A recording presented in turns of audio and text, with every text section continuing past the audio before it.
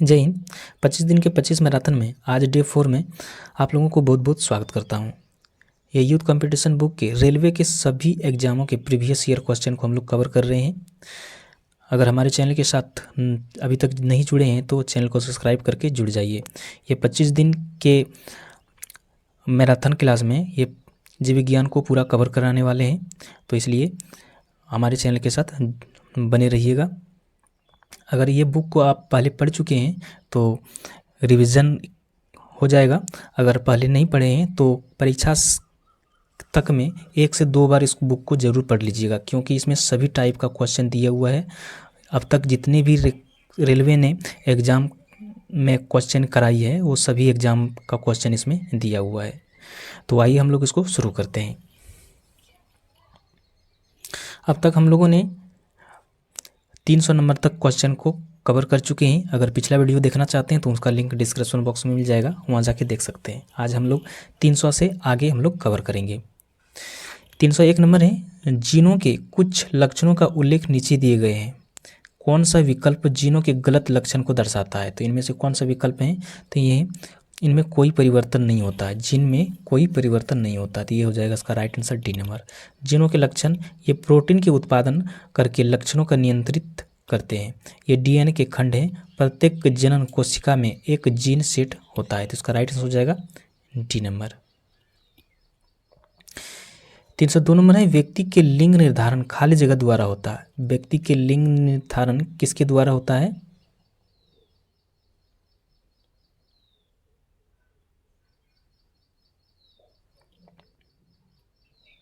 व्यक्ति के लिंग निर्धारण शुक्राणु में मौजूद गुणसूत्रों द्वारा होता है। मानव लिंग निर्धारण के लिए XX XY गुणसूत्र का अनुसरण करता है। पुरुष में X और Y गुणसूत्र होते हैं, जबकि महिला में दोनों गुणसूत्र यानी XX होते हैं, तो उसका राइट आंसर हो जाएगा बी नंबर। 303 नंबर है, निम्नलिखित चित्र एक एकल जीव के प्रजनन क्रिया और मामूली भिन्नताओं वाले एक संतति को दर्शाता है। इस अंतर को क्या कारण हो सकता है? इस अंतर को क्या कारण हो सकता है? तो इस अंतर का कारण हो सकता है डीएनए प्रतिरूप में त्रुटियां। डीएनए प्रतिरूप में त्रुटियां हो सकता है। चित्र में उस स्थिति को दर्शाया गया है जबकि केवल एकल जीव जनन करता है, जैसे कि लैंगिक जनन में होता है। यदि एक जीवाणु विभाजित होता है तो परिमाणत 2 जीवाणु उत्पन्न होते हैं, जो पुनः विभाजित होकर 4 यानी विशिष्ट जीवाणु उत्पन्न करेंगे, जिनमें आपस में बहुत अधिक समानताएं होगी। इनमें आपस में बहुत कम अंतर होगा, जो डीएनए की प्रकृति के समय न्यून त्रुटियां के कारण उत्पन्न हुई होगी। तो इसका राइट आंसर हो जाएगा ए नंबर। 304 नंबर है, वंशागति के नियम को प्राप्त करने में मेंडल की सफलता के पीछे कारण क्या था? तो उसका कारण था उन्होंने अपने संकरण में एक बार में केवल एक ही लक्षण को अध्ययन किया, तो इसका राइट आंसर हो जाएगा ए नंबर।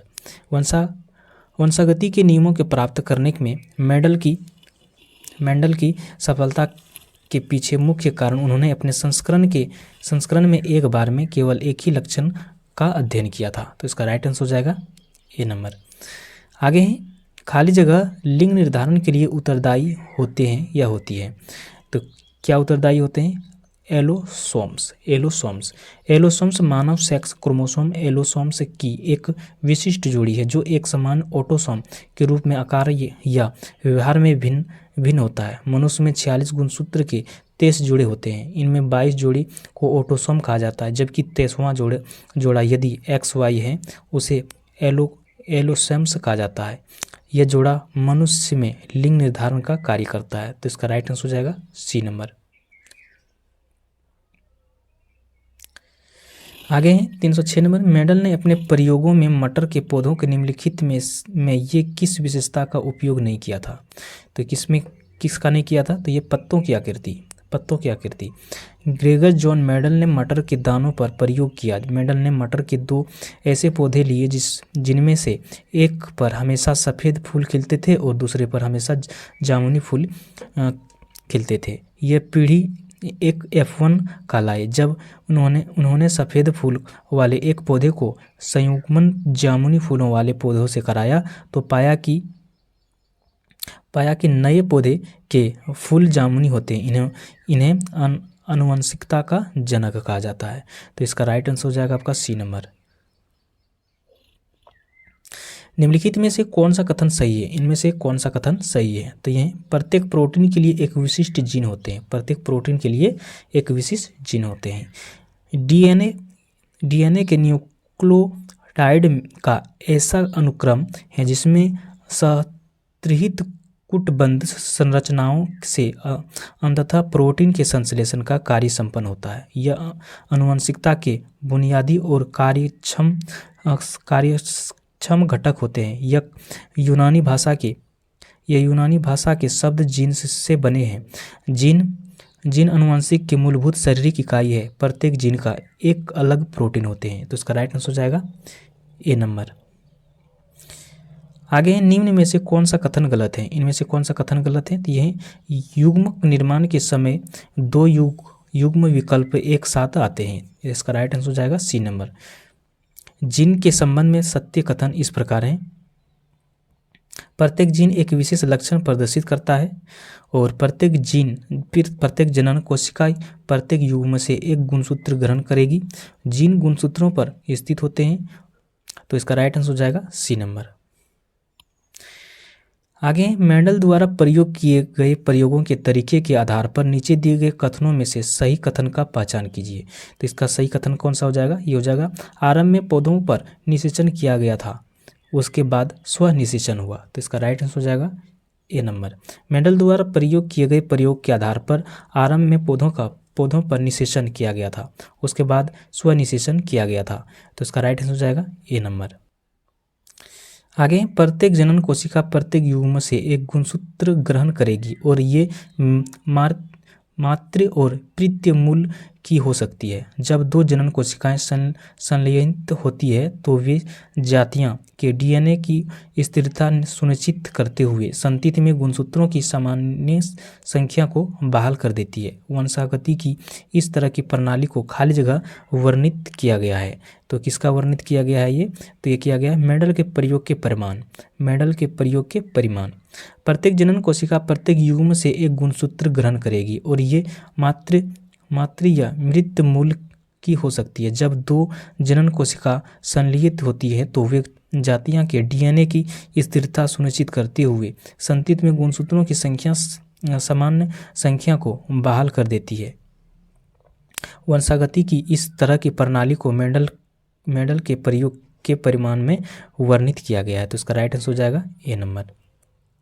आगे हैं, मेंडल ने अपने प्रयोग के लिए किस पौधे का प्रयोग किया था?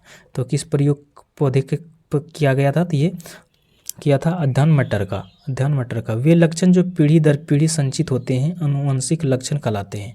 आनुवंशिकता के बारे में पहली बार जानकारी ग्रेगर जॉन मेंडल ने दी, इसलिए इन्हें आनुवंशिकता का पिता कहा जाता है। उन्होंने आनुवंशिकी संबंधी प्रयोग के लिए उद्यान मटर के पौधे का चुनाव किया और इस अध्ययन के आधार पर मेंडल ने आनुवंशिक संबंधों कुछ नियम दिए जो निम्न हैं। प्रभावित नियम, पृथक्करण नियम और स्वतंत्र अपवाहन का नियम दिए गए। तो इसका राइट आंसर हो जाएगा आपका ए नंबर। आगे एक संकर संकरण खाली जगह विभिन्न संकरों की विशेषताओं वाले दो पौधों का संयोजन होता है। तो किसका होते हैं? ये दो होते हैं। एक संकर संकरण दो विभिन्न संस्करणों की विशेषताओं वाले दो पौधों का संयोजन होता है। जब एक पौधों में केवल एक ही लक्षण अथवा एक जीन की वंशगति का अध्ययन किया जाता है या एक लक्षण के युग्म विकल्पों का प्रयोग होता है तो इसे एक संकर संस्करण कहते हैं। तो इसका राइट आंसर हो जाएगा बी नंबर। आगे निम्नलिखित में से कौन सा कण संतान द्वारा किसी लक्षण की वंशानुगति को नियंत्रित करता है? तो कौन सा? तो डीएनए मूल रूप से एक आनुवांशिक पदार्थ है जो लक्षणों या गुणों के माता पिता के से संतानों में पहुंचाने का कार्य करता है। यह एक न्यूक्लिक अम्ल होते हैं जो प्रोटीन के साथ मिलकर गुणसूत्र की संरचना का निर्माण करता है। यह कोशिका के केंद्रक में धागेनुमा रूप में फैला रहता है। इसकी कुछ मात्रा केंद्रक के अतिरिक्त माइटोकॉन्ड्रिया तथा क्लोरोप्लास्ट में भी पाई जाती है। तो इसका राइट आंसर हो जाएगा डी नंबर। आगे मेंडल ने मटर के पौधों के अनेक विप्रयासी दृश्य लक्षणों के आधार पर प्रयोग किए। उनमें से कुछ निम्नलिखित थे। एक था गोल और झुर्रीदार बीज, लंबे और छोटे पौधे, सफ़ेद और बैंगनी फूल। इनमें से कौन सा मटर के पौधे में पाए जाने वाले अप्रभावी लक्षण हैं? तो इसमें से कौन सा था? तो यह था झुर्रीदार, छोटे और सफ़ेद। झुर्रीदार, छोटे और सफ़ेद थे। मेंडल ने मटर के पौधे के विभिन्न विकल्पी लक्षणों का अध्ययन किया था। उन्होंने उनके बाहरी लक्षणों की ओर विशेष ध्यान दिया था। गोल या झुर्रीदार बीज, लंबे या बौने पौधे, सफ़ेद या बैंगनी फूल आदि विभिन्न विकल्पी लक्षणों वाले पौधों का चयन कर उनमें से पौधे लगाए थे। उन्होंने अपने प्रयोग में पाया कि मटर के पौधे में झुर्रीदार, छोटे और सफ़ेद अप्रभावी लक्षण हैं। तो इसका राइट आंसर हो जाएगा डी नंबर। आगे मेंडल ने संस्करण में एक शुद्ध लंबे पौधे का एक बौने पौधे के साथ संस्करण कराया गया। F2 पीढ़ी में जीनोटाइप अनुपात क्या था? तो इसका अनुपात था 3:1। 3:1 था। मेंडल ने संस्करण में शुद्ध लंबे पौधे का एक बौने पौधे के साथ संस्करण कराया गया। F2 पीढ़ी में जीनोटाइप अनुपात 3:1 होगा। तो इसका राइट आंसर हो जाएगा ए नंबर। आगे इनमें से कौन से पहले व्यक्ति थे जिन्होंने प्रत्येक पीढ़ी में किसी विशेष लक्षण को प्रदर्शित करने वाले पौधे या जीवों की गणना करने के लिए अपने विज्ञान और गणित के ज्ञान को सम्मिश्रित किया गया था? तो कौन था? तो यह था Gregor John Mendel. Gregor John Mendel था। ग्रेगर जॉन मेंडल पहले व्यक्ति थे जिन्होंने प्रत्येक पीढ़ी में किसी विशेष लक्षण को प्रदर्शित करने वाले पौधे या जीवों की गणना करने के लिए अपने जीवन विज्ञान और गणित के ज्ञान को सम्मिश्रित किया था। तो इसका राइट आंसर हो जाएगा डी नंबर। आगे मनुष्य में लक्षण क वंशागति के नियम नीचे वर्णित कुछ तथ्यों से संबंधित होते हैं। इन तथ्यों में से एक के अलावा अन्य सभी सही हैं। गलत विकल्प का चयन कीजिए। इनमें से लक्षण के लिए प्रत्येक बच्चों में एक ही संस्करण या असंगत जीन होना चाहिए। तो इसका राइट आंसर हो जाएगा ए सी नंबर। मनुष्य में लक्षण के वंशागति के नियम माता और पिता दोनों बच्चों के लिए समान मात्रा में आनुवंशिक पदार्थ का योगदान होता है। प्रत्येक लक्षण के लिए प्रत्येक बच्चों में दो संस्करण असंगत जीन होना चाहिए। प्रत्येक लक्षण माता और पिता दोनों के डीएनए से प्रभावित हो सकता है। अतः उपयुक्त व्याख्या से स्पष्ट विकल्प सी गलत होगा। तो इसका राइट आंसर हो जाएगा सी नंबर। आगे टी या डब्ल्यू जीन प्रारूप वाले निर्मित युग्म का प्रतिशत कितना होगा? तो इसका प्रतिशत कितना होता है? तो ये 25% है। ग्रेगर जॉन मेंडल द्वारा शुद्ध लंबे तथा शुद्ध बौने पादप के बीच संकरण कराने के पश्चात प्रथम संतति पीढ़ी में सभी लंबे पौधे प्राप्त हुए। F1 पादपों में स्वनिषेचन कराकर F2 संतति प्राप्ति की, जिसमें लंबे तथा बौने पादपों के बीच 3:1 अनुपात प्राप्त हुआ, अर्थात 75% लंबे तथा 25% छोटे पादप प्राप्त हुए थे। तो इसका राइट आंसर हो जाएगा सी नंबर। आगे मानव में लिंग गुणसूत्र के कितने युग्म मौजूद होते हैं? तो कितने होते हैं? ये एक युग्म मौजूद होते हैं। मनुष्य में 22 युग्म अलैंगिक गुणसूत्र और एक युग्म लिंग गुणसूत्र एक्स और वाई होते हैं। मनुष्य में सामान्यतः 23 युग्म गुणसूत्र होते हैं, अर्थात 46 गुणसूत्र। पुरुषों में एक्स वाई लिंग गुणसूत्र और महिलाओं में एक्स लिंग गुणसूत्र पाया जाता है। तो उसका राइट आंसर हो जाएगा ए नंबर। 320 नंबर है मटर के पौधों पर मेंडल के प्रयोग के अनुसार लंबेपन और बौनेपन की तुलना में प्रभावी लक्षण कहा गया, क्योंकि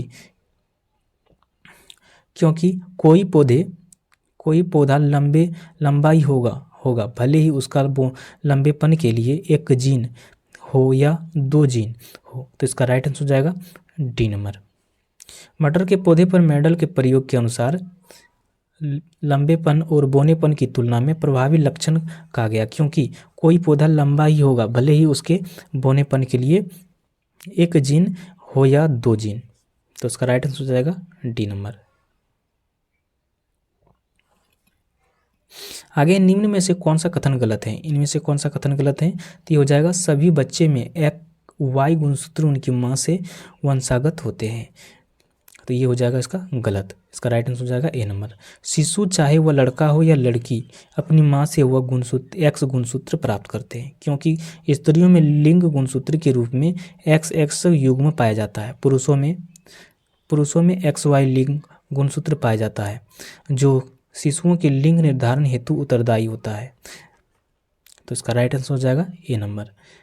आगे क्या X गुणसूत्र वाले गुणसूत्रों शुक्राणुओं और Y गुणसूत्र वाले शुक्राणुओं के बीच कोई दृश्य भिन्नता होती है? कोई भिन्नता होती है क्या? तो नहीं, उनके आकार या गतिशील में कोई अंतर नहीं होता है।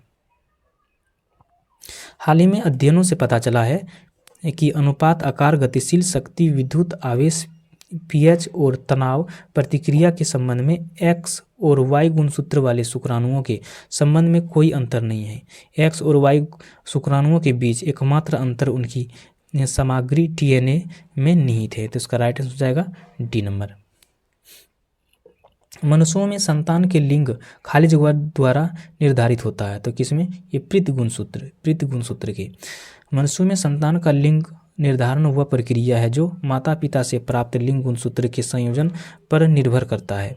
गुणसूत्रों की संख्या 23 जोड़े होते हैं। स्त्रियों में XX तथा पुरुषों में XY गुणसूत्र होते हैं। माता पिता के XY वाले गुणसूत्र से संतान लड़के तथा XY गुणसूत्र के संयोजन से संतान लड़का लिंग निर्धारण होता है। तो इसका राइट आंसर हो जाएगा डी नंबर। आगे मेंडल से पहले कई वैज्ञानिकों ने मटर और अन्य जीवों में लक्षणों के वंशागति का अध्ययन शुरू कर दिया था, लेकिन मेंडल वंशागति के नियम दोनों देने में सफल रहे। मेंडल ने सफलता से संबंधित कुछ तर्क नीचे दिए गए हैं, जिनमें से एक के अलावा अन्य सभी सही हैं। गलत तर्क का चयन कीजिए। तो इनमें से गलत कौन सा है उसको चयन करना है।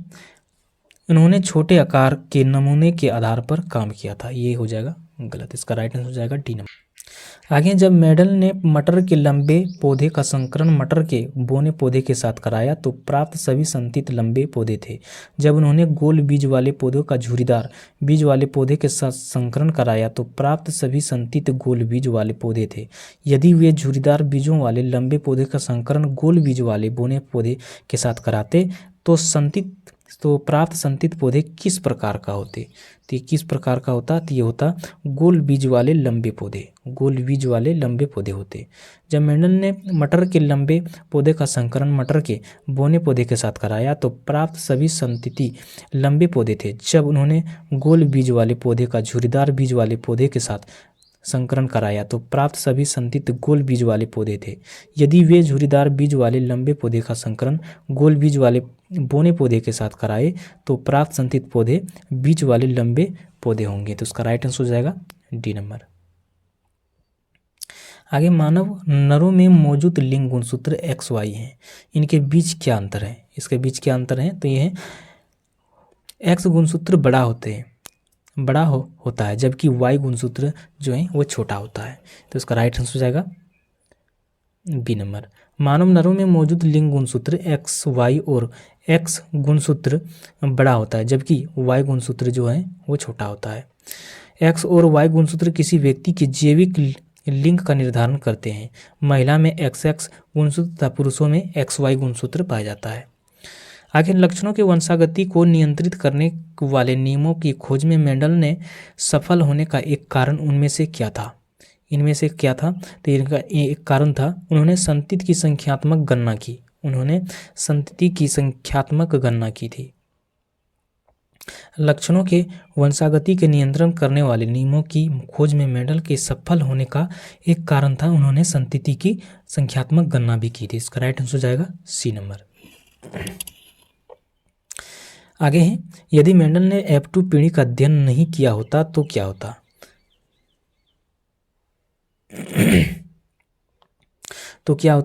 तो वह पता नहीं लगा पाते कि प्रभावी लक्षण नष्ट नहीं होते हैं। तो इसका राइट आंसर हो जाएगा सी नंबर। आगे पीले बीजों वाले तभूत प्रजनन वाले एक लंबे मटर के पौधे का संकरण हरे बीजों वाले तद्रुप प्रजनन वाले बोने मटर के पौधे के साथ कराया जाता है।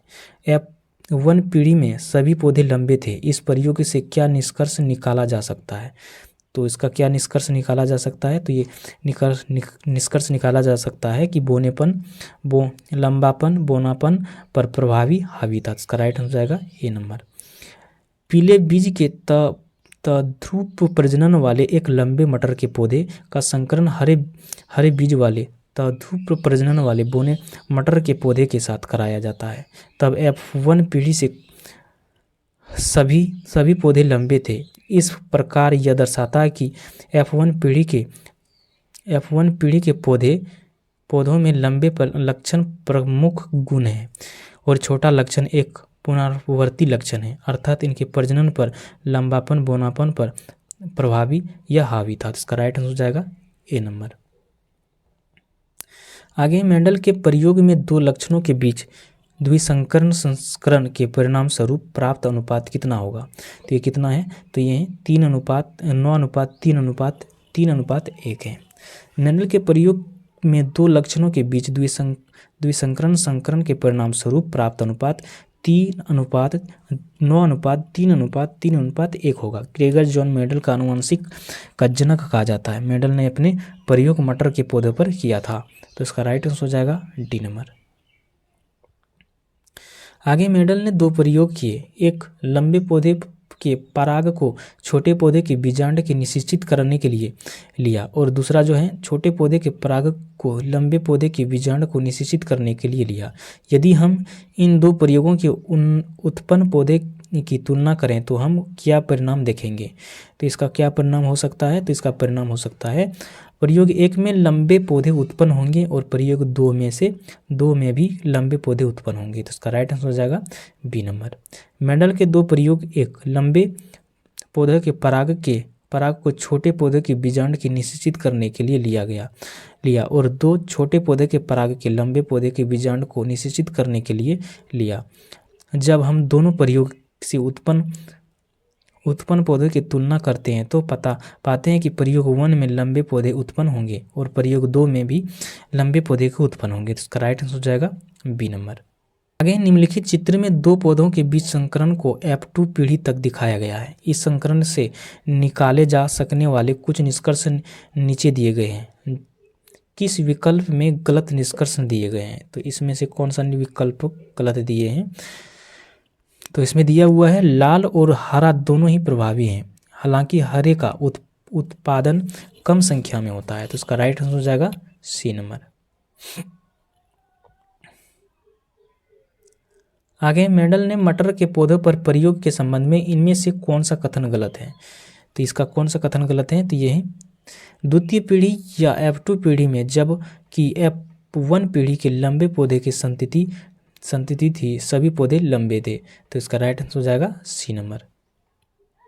मेंडल के मटर के पौधे पर प्रयोग के संबंध में द्वितीय पीढ़ी या F2 पीढ़ी में जो F1 पीढ़ी के लंबे पौधे की संतति थी, सभी पौधे लंबे हैं, यह कथन गलत है। शेष दिए गए कथन सत्य हैं। ग्रेगर जोहान मेंडल के आनुवंशिकी का जनक यानी पिता माना जाता है। मेंडल ने कृत्रिम परागकण या पर परागकण प्रयोग के लिए मटर के पौधों पर संस्करण प्रयोग किए जो तथा आनुवंशिक का नियम दिया। तो इसका राइट आंसर हो जाएगा सी नंबर।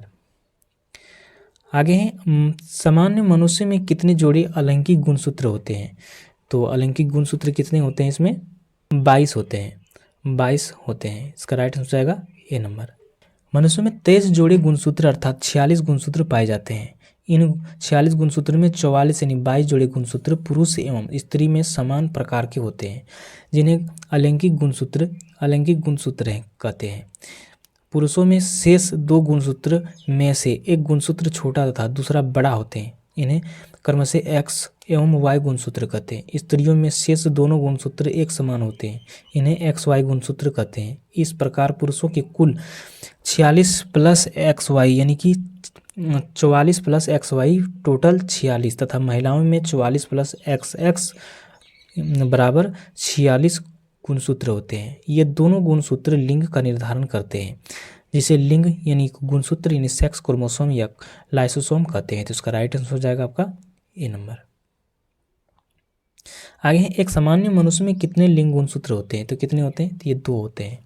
स्तनधारी जीवों यानी जिसमें मनुष्य भी शामिल है में लिंग गुणसूत्र 2 होते हैं, यानी एक्स गुणसूत्र तथा वाई गुणसूत्र। पुरुषों में एक वाई और एक एक्स गुणसूत्र होते हैं, जबकि महिलाओं में एक्स गुणसूत्र होते हैं। दोनों लिंग गुणसूत्र एक साथ एक इस व्यक्ति के लिए परिभाषित करता है।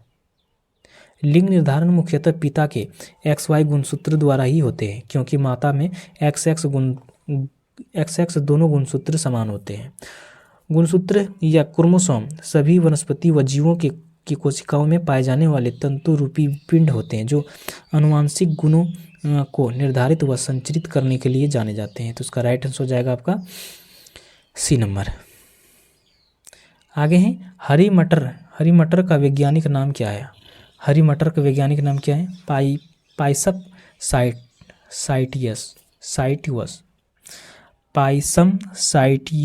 है। तो इसका राइट आंसर हो जाएगा ए नंबर। हरी मटर का वैज्ञानिक नाम पाइसम साइटियम है। ट्रेटिकम एक्टिवम गेहूं वैज्ञानिक का नाम है। मेज जौ का वैज्ञानिक नाम, मेज जो है वो जौ का है। आगे निम्नलिखित में से कौन से गुणसूत्र लड़की के जनन के कारक होते हैं? तो कौन सा होते हैं? तो ये है XX। मनुष्य में गुणसूत्रों की संख्या 46 यानी 24 जोड़ी होते हैं। मनुष्य की जाति में स्त्री और पुरुष का भेद अर्थात लैंगिक द्विरूपता 23वीं जोड़ी के गुणसूत्रों की भिन्नता के कारण विकसित होते हैं, इसलिए 23वीं जोड़ी के गुणसूत्र के लिंग गुणसूत्र कहते हैं। माता पिता से जिस संतान को XY गुणसूत्र मिलते हैं वह पुत्र बनता है, और जिसमें XX गुणसूत्र मिलते हैं वह पुत्री के जन्म के कारक होते हैं। तो उसका राइट आंसर हो जाएगा डी नंबर। आगे निम्नलिखित में से कौन सा ग्रेगर मेंडल को वंशानुगति सिद्धांत के अंतर्गत नहीं आता है? तो कौन सा नहीं आता है? तो ये बायोफिक्स का सिद्धांत। मेंडल के वंशागति के नियम के आनुवंशिकता का नियम कहते हैं। इस सिद्धांत के अनुसार एक पीढ़ी से दूसरी पीढ़ी में लक्षण को स्थानांतरण होते हैं। मेंडल ने यह प्रयोग मटर के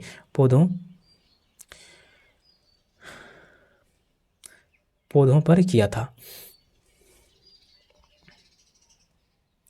आगे जीव जो अधिक दूर के संबंधी हैं उनके DNA में अधिक अंतर होंगे। इस विचार के आधार पर निर्मित दृष्टिकोण को क्या कहा जाता है? तो क्या कहा जाता है? तो आणविक जातिवृत्ति कहा जाता है। आणविक जातिवृत्ति का प्रयोग DNA विश्लेषण और प्रोटीन संरचना के आधार पर जीवों के बीच आनुवंशिक रिश्तों को निर्धारित करने के लिए किया जाता है। मॉलिक्यूलर फाइलोजेनी में DNA अनुक्रम के माध्यम से यह स्पष्ट किया जाता है कि निकट से अस्पष्ट जीव दूर से संबंधित जीवों की तुलना में कम अनुक्रम अंतर प्रदर्शित करेंगे। अर्थात दूसरे शब्दों में जीव जो अधिक दूर के संबंधी हैं उन्हें DNA में अधिक अंतर होंगे। तो इसका राइट आंसर हो जाएगा ए नंबर। यौन प्रजनन में माता पिता का योगदान होता है, कितना होता है? ये अपने जीन के आधा हिस्सा होता है। यौन प्रजनन में माता पिता के योगदान उनके जीन्स का आधा हिस्सा होता है। लैंगिक प्रजनन द्वारा संतति के निर्माण में 2 युग्म का संयोजन होते हैं, जिनमें अगुणित गुणसूत्रों का एक समूह होता है। युग्मक का निर्धारण विशिष्ट द्विगुणित कोशिका से होते हैं। यह विशिष्ट प्रकार का कोशिका विभाजन है, जिनके द्वारा बनने वाली अगुणित संतति कोशिका में गुणसूत्रों की संख्या आधी हो जाती है। इस प्रकार विभाजन को अर्धसूत्री विभाजन कहते हैं। लैंगिक जनन करने वाले जीवधारियों के जीवन चक्र में अर्धसूत्री विभाजन द्वारा अगुणित व्यवस्था उत्पन्न होते हैं एवं निषेचन द्वारा द्विगुणित व्यवस्था पुनः स्थापित होती है। तो इसका राइट आंसर हो जाएगा ए नंबर। आगे एक सामान्य मानव शरीर कोशिका में क्रोमोसोम होते हैं। तो क्रोमोसोम कितने होते हैं? तो ये 46 होते हैं।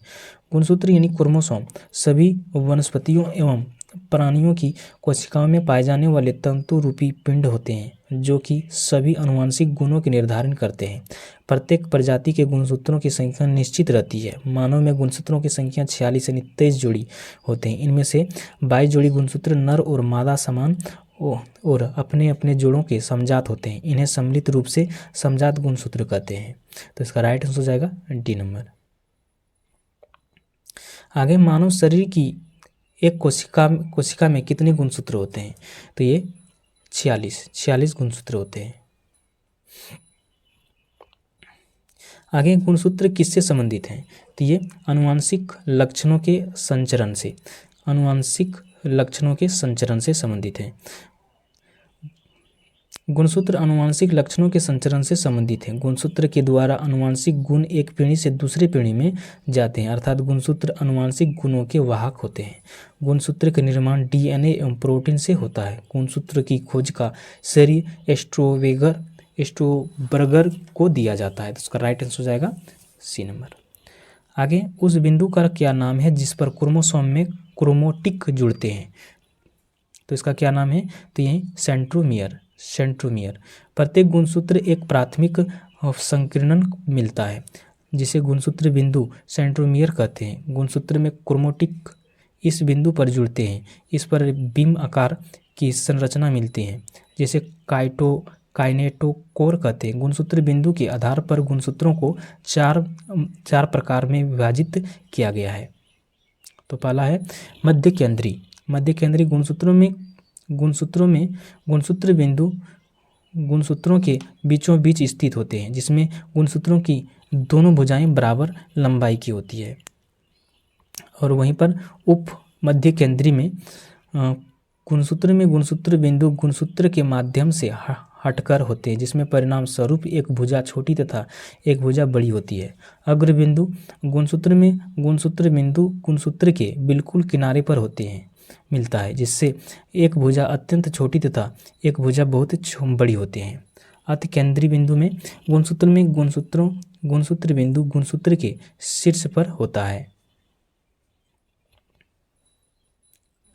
आगे, एक रिक्त स्थान में सबसे उपयुक्त विकल्प भरें। यदि एक पौधे की सजीवनी है तो समलक्षणी खाली जगह होगा। तो समलक्षणी में क्या हो जाएगा? ये हो जाएगा बोना और गोल। मेडल ने पाया कि F1 विषमयुग्मी आर के फिनाटाइप देखने में बिल्कुल RR जनक के समान होते हैं। इसलिए उसने प्रस्ताव किया कि असमान कारक के जोड़े में से कोई एक दूसरे के ऊपर प्रभावी होता है। इसे प्रभावी और दूसरे को अप्रभावी नाम दिया। द्विसंकरण फ्रांसों के परीक्षणों पर आधारित मेंडल ने एक दूसरे समान नियम प्रस्तावित किया, जिसे मेंडल का स्वतंत्र अपवाहन का नियम कहा गया। यह नियम कहता है कि जब किसी संकर में लक्षणों के दो जोड़े लिए जाते हैं तो किसी एक जोड़े का लक्षण भी संयोजन दूसरे जोड़े से स्वतंत्र होते हैं। अतः पौधे का समाजवी TTRR है तो समलक्षणी बोना एवं गोल होगा। तो उसका राइट आंसर हो जाएगा सी नंबर। आगे, मटर के पौधे में पाए जाने वाला गुण निम्नलिखित में से कौन सा नहीं है? तो इनमें से कौन सा नहीं है? तो इसमें झुर्रीदार बीज के लक्षण नहीं है। अगर इसके लक्षण और अप्रभावी लक्षण की बात करें तो बीज का आकार गोल और झुर्रीदार होता है। बीज का रंग पीला हरा होगा। फूल का रंग प्रभावी लक्षण बैंगनी और अप्रभावी लक्षण सफ़ेद। फली का आकार प्रभावी फूली हुई और अप्रभावी संकीर्ण हुई। फूली का रंग हरा होगा और अप्रभावी में पीला होगा। पुष्प की स्थिति प्रभावी में अक्षीय होगा और अप्रभावी में अत्यंत होगा। तने की ऊंचाई अप्रभावी में लंबा होगा और अप्रभावी में बोना होगा। तो इसका राइट आंसर हो जाएगा ए नंबर। आगे हैं खाली जगह अनुवांशिक सामग्री के वाहक हैं। तो कौन है? तो ये होते हैं जीन होते हैं। जीन सभी जीवों में अनुवांशिक लक्षणों के संचरण के वाहक होते हैं। सभी जीवों में अनुवांशिक लक्षणों का नियंत्रण एवं संचरण अनुवांशिक इकाई द्वारा होते हैं। मेंडल ने इन्हें कारक जबकि होसानसन ने जीन कहा। तो इसका राइट आंसर हो जाएगा बी नंबर। आगे वनस्पति भागों या बीज के बजाय कोशिकाओं के माध्यम से नए पौधे का उगाना कहा जाता है। तो क्या कहा जाता है? तो ये टिश्यू कल्चर कहा जाता है। टिश्यू कल्चर या पादप ऊतक संवर्धन एक ऐसे तकनीक है जिसमें किसी भी पादप ऊतक जैसे जड़, तना, पुष्प आदि को निर्मित परिस्थितियों में पोषक माध्यम पोषक माध्यम पर उगाया जाता है। यह पूर्ण सशक्तता के सिद्धांत पर आधारित है। इस सिद्धांत के अनुसार पौधे की प्रत्येक कोशिका एक पूर्ण पौधे का निर्माण करने में सक्षम है। वर्ष 1902 में हेवरलैंड ने कोशिका की पूर्ण सशक्तता की संकल्पना दी थी। अतः उन्हें पौधे के टिश्यू कल्चर का जनक कहा जाता है। तो इसका राइट आंसर हो जाएगा ए नंबर। आगे, एक नवजात बालिका की कोशिका में गुणसूत्रों की कौन सी संयोजन होता है? तो कौन सा संयोजन होता है? तो ये होते हैं 44 गुणसूत्र प्लस XX। आगे, निम्नलिखित में से कौन सा कथन सत्य है? इनमें से कौन सा कथन सत्य है?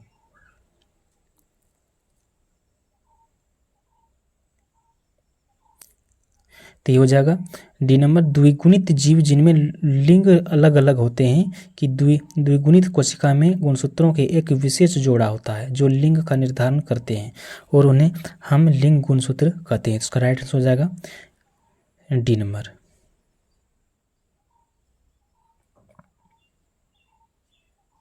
आगे, बच्चों का लिंग किससे निर्धारित होते हैं? तो बच्चों का लिंग गुणसूत्रों से निर्धारित होते हैं। आगे है, निम्नलिखित में कौन सा कथन सत्य है? इनमें से कौन सा कथन सत्य है? तो कौन सा है? तो ये है, एक DNA अणु 2 पॉलीन्यूक्लियोटाइड रज्जुकोण जैसे कि घुमावदार सीढ़ी का बना होता है। तो इसका राइट आंसर हो जाएगा D number. DNA deoxyribo nucleotide का एक लंबा बहुलक है। DNA की लंबाई सामान्यतः इसमें मिलने वाले न्यूक्लियोटाइड पर निर्भर है। न्यूक्लियोटाइड के 3 घटक होते हैं, नाइट्रोजनी क्षार, पेंटोज शर्करा और फास्फेट ग्रुप। द्विकुंडली DNA की संरचना खास विशेषता निम्न है। तो इसका विशेषता है, यह 2 पॉलीन्यूक्लियोटाइड श्रृंखलाओं का बना होता है जिसका आधार शर्करा फास्फेट का बना होता है। वह क्षार भीतर की ओर प्रक्षेपी होते हैं। दोनों रज्जुकों के क्षार आपस में हाइड्रोजन बंध द्वारा संयुग्मित होकर क्षार युग्म बनाते हैं। DNA व थाइमिन जो विपरीत रज्जुकों में होते हैं आपस में 2 हाइड्रोजन बंध बनाते हैं। ठीक उसी तरह ग्वानिन साइटोसिन से 3 हाइड्रोजन बंध द्वारा बांधा रहता है जिसके फलस्वरूप क्लोरीन के विपरीत दिशा में पिरामिडिन होते हैं। तो उसका राइट आंसर हो जाएगा आपका हो जाएगा डी नंबर। आगे, निम्नलिखित में से कौन सा कथन सही या गलत है? कथन है, मटर का पौधे मेंडल द्वारा कार्य करने के लिए चुना गया था। गुणसूत्र कारक का वाहक है। मानव अंग में भुजाएं पंछियों की पंखों के अनुरूप हैं। तो इसका कौन सा हो जाएगा? ये हो जाएगा सी नंबर, यानी कि मानव अंग में भुजाएं पंछियों के पंखों के अनुरूप हैं। तो इसका राइट आंसर हो जाएगा सी नंबर। केवल ए और बी सही हैं, सी गलत है। तो इसका ये गलत हो जाएगा। ग्रेगर जॉन मेंडल के आधुनिक आनुवंशिकी का जनक माना जाता है। उन्होंने मटर के पौधे पर अपना प्रयोग करके आधुनिक वंशिकी के नियम निर्धारित किए थे। इसी प्रकार जीव गुणसूत्रों की सर्वप्रथम खोज स्ट्रॉबर्गर ने की थी। जीव कोशिका विभाजन के समय गुणसूत्र स्पष्ट दिखाई देते हैं। जीव गुणसूत्रों पर उपस्थित जीन जीवों के आनुवंशिक लक्षण के पीढ़ी दर पीढ़ी आगे पहुंचते रहते हैं, अर्थात गुणसूत्र कारक के वाहक होते हैं, जबकि मानव अंगों में भुजाएं पंछियों के पंखों के अनुरूप नहीं होते हैं। मटर के पौधे में 7 जोड़ी, प्याज में 8 जोड़ी, मनुष्यों में 23 जोड़ी तथा मेढक में 12 जोड़ी गुणसूत्र पाए जाते हैं। इसी प्रकार केवल कथन ए और बी सही होगा। आगे, आनुवंशिक लक्षणों के जीन समूह को कहते हैं। इसका क्या कहते हैं? तो ये कहते हैं जीनोटाइप कहते हैं। किसी जीव में विकसित और प्रदर्शित आनुवंशिक लक्षणों के दृश्य रूप कहते हैं, परंतु इन लक्षणों के लिए जिम्मेदार जीन्स की जोड़ी को लक्षणों का जीन रूप कहते हैं। उदाहरण, लंबे या बौने तने के लंबाई के लक्षण का दृश्य रूप तथा डी और छोटा डी इसका अनुरूप है। लैंगिक प्रजनन में खाली जगह शामिल होते हैं। तो क्या? तो ये विपरीत लिंग और के 2 जनक शामिल होते हैं। प्रजनन प्रक्रिया 2 प्रकार के होते हैं, जो एक अथवा 2 जीवों के भागीदारी पर आधारित रहती है। जब संतति की उत्पत्ति एकल जनक द्वारा युग्मज निर्माण की भागीदारी के साथ अथवा इसकी अनुपस्थिति में हो तो वह प्रजनन अलैंगिक प्रजनन कहलाता है। जब दो जनक प्रजनन प्रक्रिया में भाग लेते हैं तथा नर और मादा युग्म में युग्मन होते हैं तो ये अलैंगिक प्रजनन कहलाते हैं। तो इसका राइट आंसर हो जाएगा सी नंबर।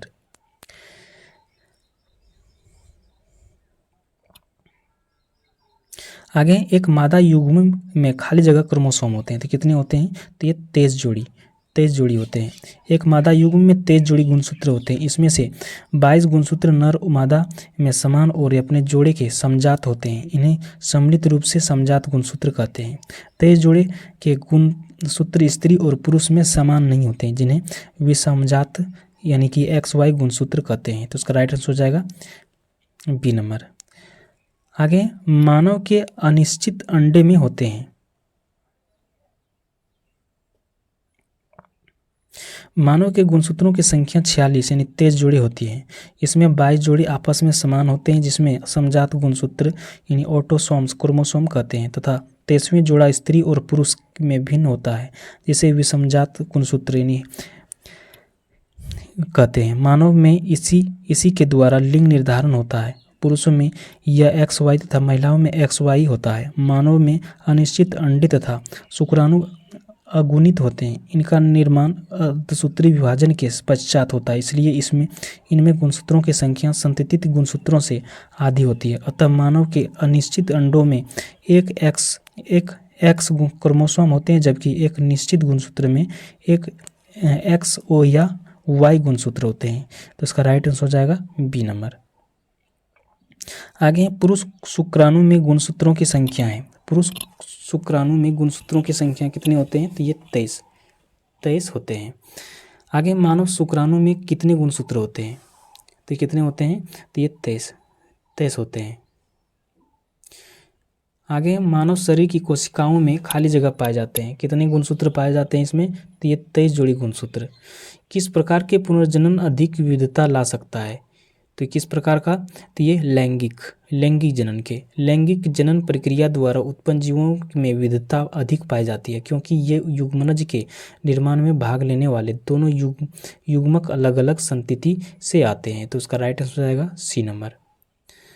आगे पीढ़ी F1 दिखाई देने वाला लक्षण है। क्या है ये? प्रबलता। जब दो परस्पर विरोधी शुद्ध आनुवंशिक लक्षण वाले पौधे के बीच संकरण कराया जाता है तो प्रथम पीढ़ी F1 के संतानों में केवल प्रभावी लक्षण का प्रदर्शन होता है, परंतु दूसरी पीढ़ी F2 में संतानों में परस्पर विरोधी लक्षण का एक निश्चित अनुपात पुनः पृथक्करण होता है। तो उसका राइट आंसर हो जाएगा बी नंबर। आगे खाली जगह ने वंशानुक्रम के नियमों को प्रतिपादित किया था। तो किसने किया था? ये किया था ग्रेगर मेंडल ने। जीवों में एक पीढ़ी से दूसरी पीढ़ी में जाने वाले लक्षणों को वंशानुगत कहते हैं। वंशानुगत के नियम सबसे पहले ग्रेगर जॉन मेंडल ने दिया था, इसलिए मेंडल को आधुनिक अनुवंशिकी का आधुनिक अनुवंशिकी का जनक किसे माना जाता है? तो ये किसे माना जाता है? तो ये ग्रेगर मेंडल को माना जाता है। आगे खाली जगह प्रयोग हमें गुणों की विरासत को एक पीढ़ी से दूसरी पीढ़ी में ले जाने के लिए तंत्र प्रदान करते हैं। तो ये हैं मेंडल के। आगे आनुवंशिकता के नियम किसने प्रतिस्थापित किए थे? तो किसने किया था? तो ये ग्रेगर मेंडल ने किया था। आगे खाली जगह ने सजीव वस्तुओं में लक्षणों को आनुवंशिकता के सिद्धांत के प्रतिपादन में योगदान दिया। तो किसने दिया था? ये ग्रेगर मेंडल ने दिया था। आगे वंशागति नियम की खोज किसने की थी? तो किसने किया था? आर्किबाल्ड गोरोल्ड ने किया था। आगे इनमें से किस आधुनिक आनुवंशिकी के जनक के रूप में जाना जाता है? तो किसको जाना जाता है? तो ये जाना जाता है ग्रेगर मेंडल को। आगे मनुष्य जाति के एक पुरुष उसके X क्रोमोसोम उसकी खाली जगह से प्राप्त होते हैं। तो कहाँ से प्राप्त होते हैं ये?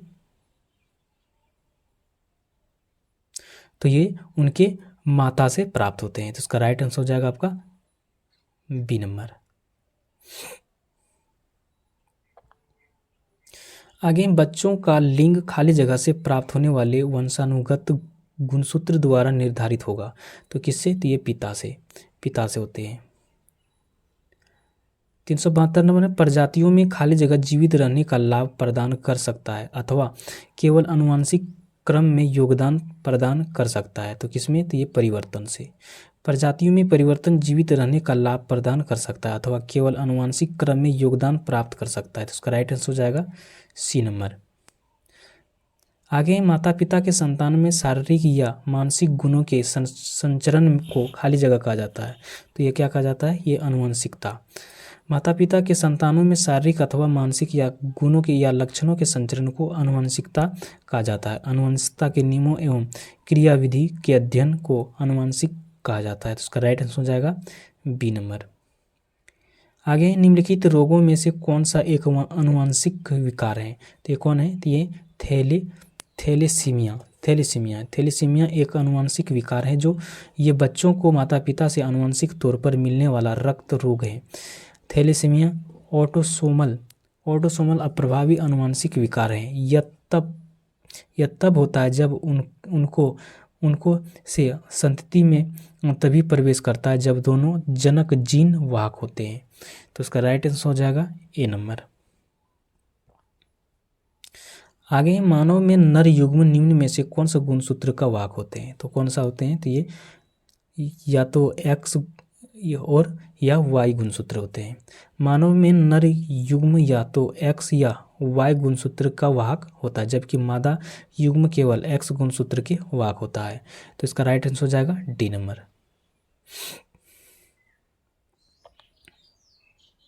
आगे जीन उत्परिवर्तन निम्न में से किसके कारण होता है? तो ये किसके कारण होते हैं? तो ये नाइट्रोजनी क्षारों के अनुक्रम में परिवर्तन।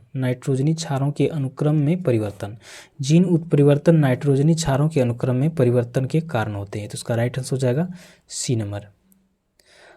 आगे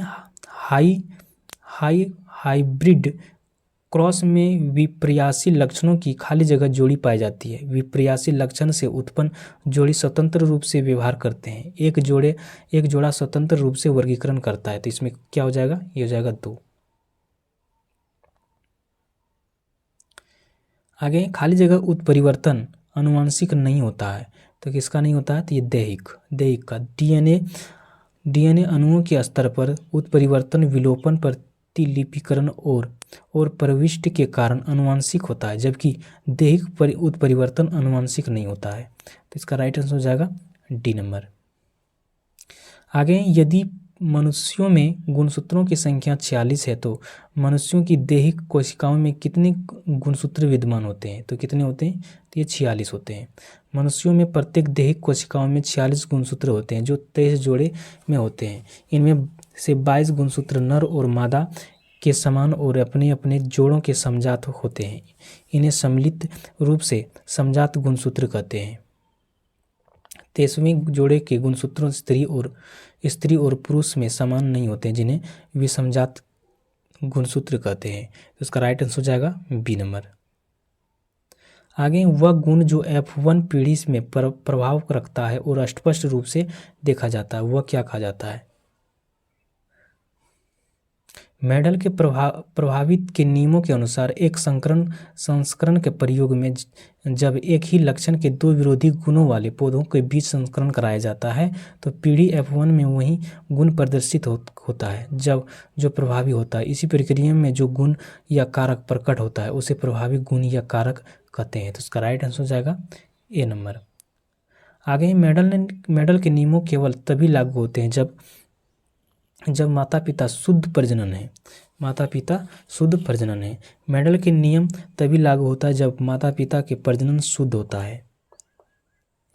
मेंडल ने जब मटर के शुद्ध लंबे टीटी व बौने पौने छोटी टीटी पौधे के मध्य संस्करण कराया तभी पीढ़ी में से सभी पौधे लंबे प्राप्त हुए, और जब मेंडल ने प्रथम पीढ़ी से प्राप्त पौधे को स्वपरागण कराया तो 25% शुद्ध लंबे बड़ी टी और 50% लंबे टीटी तथा 25% शुद्ध बोने छोटी टी पौधे प्राप्त हुए, जिनका फेनोटाइप अनुपात 3:1 था।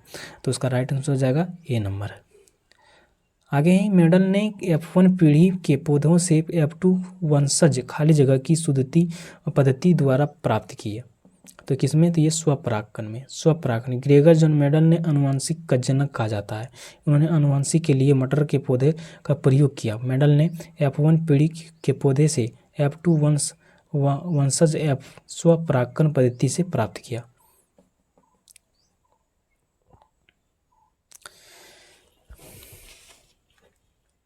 आगे किस प्रकार के प्रजनन अधिक विविधता ला सकता है? तो किस प्रकार के प्रजनन? ये लैंगिक प्रजनन के अंतर्गत एक ही जीव के अंतर्गत अथवा विपरीत लिंग वाले विभिन्न जीवों द्वारा नर तथा मादा युग्म का निर्माण शामिल है। युग्म को निर्माण अर्धसूत्री विभाजन के कारण होता है, जिसका कारण लैंगिक विविधता होती है। तो इसका राइट आंसर हो जाएगा सी नंबर।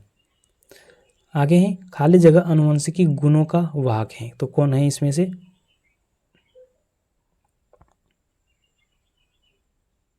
तो यही जीवित कोशिका के गुणसूत्रों में पाए जाने वाले तंतुनुमा अणु को डीऑक्सीराइबो न्यूक्लिक अम्ल या डीएनए कहते हैं। इसमें आनुवंशिक कूट निबंध रहता है, जिसके अणु की संरचना घुमावदार सीढ़ी की तरह होते हैं। तो इसका राइट आंसर हो जाएगा ए नंबर। आगे 556 गोल हरे और सिकुड़े पीले बीजों के हाइब्रिड क्रॉस में खाली जगह बीज गोल और पीले होते हैं। तो किसमें कितना होते हैं? तो ये होते हैं 315 होते हैं।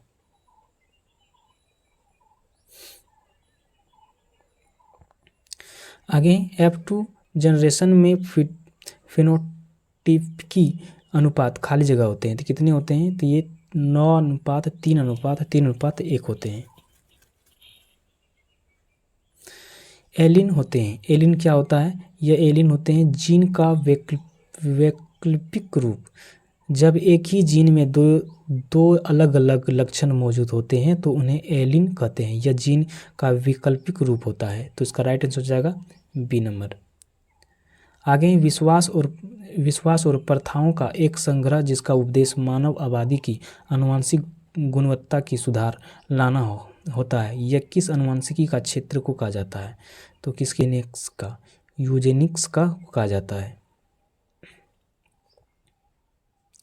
विश्वास और प्रथाओं का एक संग्रह, जिसका उद्देश्य मानव आबादी का आनुवंशिक गुणवत्ता के सुधार लाना होता है। यह आनुवंशिकी के क्षेत्र में यूजेनिक्स कहलाते हैं। आनुवंशिक इंजीनियरिंग के द्वारा मानव का अध्ययन कर मानव के रोग विज्ञान का निदान सहायता मिलती है। हरगोविंद खुराना को सन 1967 ईस्वी में जेनेटिक्स कोड शोध के कारण नोबेल पुरस्कार दिया गया। तो इसका राइट आंसर हो जाएगा डी नंबर। आगे है खाली जगह विज्ञान की वह शाखा जिसके उद्देश्य मानव जनसंख्या आनुवंशिक गुणवत्ता में सुधार करना है। तो कौन सा है? तो ये यूजेनिक्स है। आगे विज्ञान की जो मेंडल का निधन कब हुआ? वैज्ञानिक जे मेंडल का निधन कब हुआ था? तो हुआ था 1884 में। ग्रेगर जॉन मेंडल का जन्म ऑस्ट्रेलिया में 20 जुलाई 1822 ईस्वी को हुआ था। इन्होंने आनुवंशिकता संबंधी 3 नियम दिए: प्रभावी का नियम, पृथक्करण का नियम, स्वतंत्र अपवाहन का नियम। ग्रेगर जॉन मेंडल आनुवंशिकता संबंधी नियमों का मेंडल के नियमों का भी जाना जाता है। इन्हें आनुवंशिकता का पिता कहा जाता है। मेंडल ने अपने प्रयोग के लिए मीठी मटर के पौधों को चुना। इनकी मृत्यु 6 जनवरी 1884 को बोर्नी ऑस्ट्रेलिया में हुआ। तो इसका राइट आंसर हो जाएगा ए नंबर। आगे इनमें से कौन सा कथन लिंग संबंधी निर्धारण के बारे में गलत है? तो ये कौन सा है? तो ये है एक स्त्री में 2 एक समान एक्स गुणसूत्र और XY होते हैं। आगे मनुष्य में पुरुषों के यौन गुणसूत्र में खाली जगह समूह होते हैं। तो कौन सा समूह होते हैं इसमें?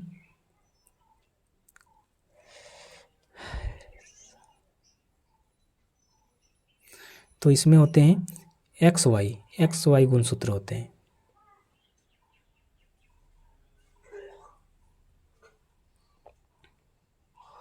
आगे आमतौर पर मेंडलियन का कारक क्या कहलाते हैं? तो ये क्या कहलाते हैं? ये जीन कहलाते हैं। मेंडल ने अपने परीक्षणों के आधार पर प्रस्तावित किया कि कोई वस्तु अपरिवर्तित रूप से जनक से संतति को युग्मकों का माध्यम से अलग पीढ़ियों में अग्रेसित होती है। उसने यह वस्तु को कारक कहा। अब हम उसे जीन कहते हैं। दूसरे शब्द में जीन आनुवंशिकता का इकाई होते हैं। तो इसका राइट आंसर हो जाएगा बी नंबर। वंशानुक्रम की इकाई है। वंशानुक्रम की इकाई क्या कहलाते हैं? ये जीन कहलाता है। मेंडल ने मटर के पौधों को चुना क्योंकि उनमें से विषम दिखाने वाला गुण था। आगे विविधता, खाली जगह है। विविधता क्या होते हैं? उपयोग इसमें सभी हो जाएगा। एक ही प्रजाति के व्यक्ति के बीच अंतर, एक ही माता पिता के संतानों के बीच का अंतर और माता पिता और संतानों के बीच के अंतर को यानी कि विविधता कहा जाता है। आगे एक ही प्रजाति के विभिन्न आबादियों के बीच की आनुवंशिक भिन्नता को खाली जगह कहा जाता है। क्या कहा जाता है? तो ये आनुवंशिक का विविधता। एक ही प्रजाति की विभिन्न आबादियों के बीच की आनुवंशिक भिन्नता को आनुवंशिक विविधता कहा जाता है। तो इसका राइट आंसर, मेंडल ने किस आधार पर युग्मों का शुद्धता का नियम दिया? तो किस आधार पर दिया था? तो एक संकरण पे जब दो पौधों के बीच एक इकाई लक्षण के आधार पर संकरण कराया जाता है तो इसकी एक संकरीय क्रॉस कहते हैं। एक संकरीय क्रॉस में मेंडल ने मटर के पौधे को दो ऐसी उपजातियां चुनी जिसके विपरीत लक्षणों के जोड़े में एक लंबा तथा दूसरा बौना था और उसके आपस में क्रॉस कराया तो देखा गया कि पहली पीढ़ी में बीजों द्वारा जो पौधे उत्पन्न हुए थे इन सभी पहली पीढ़ी वाले पौधे F1 पौधे कहते हैं। F1 पीढ़ी से प्राप्त पौधे को उन्होंने दूसरी पीढ़ी F2 में पाए जाने वाले लंबे तथा नाटे पौधे का समलक्षणी अनुपात 3:1 था। इस अनुपात को एक संक्रिय अनुपात कहते हैं। आगे मटर के पौधे में खाली जगह कैरेक्टर रेसेसिन होते हैं। मटर के पौधे में खाली जगह कैरेक्टर रेसोसिन होते हैं। तो किसमें? तो ये झुर्रीदार बीज में। आगे निम्नलिखित में से कौन सी विशेषता मटर के पौधे के में अप्रभावी होते हैं? तो कौन सा? तो ये झुर्रीदार बीज होते हैं, झुर्रीदार बीज। तो यहाँ पर 100 क्वेश्चन यहाँ पर पूरा होता है। तो आज का वीडियो कैसा लगा हमें कमेंट में ज़रूर बताइएगा। तो मिलते हैं फिर से नेक्स्ट वीडियो में, तब तक जय हिंद।